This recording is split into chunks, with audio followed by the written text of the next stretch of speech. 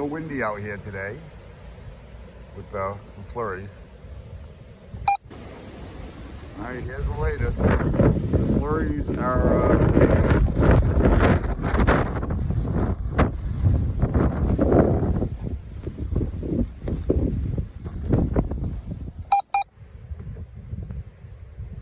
right, maybe the wind's letting up a little bit.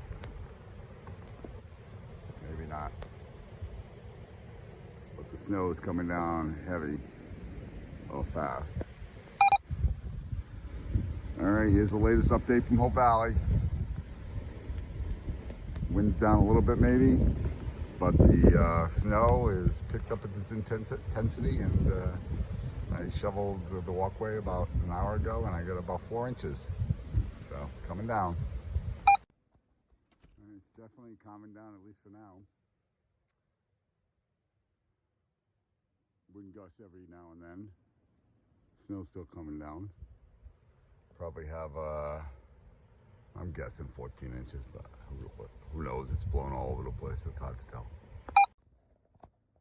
So the wind has definitely died down, if almost to the point of non-existence. The snow's still coming down pretty heavily. I have no idea on accumulation.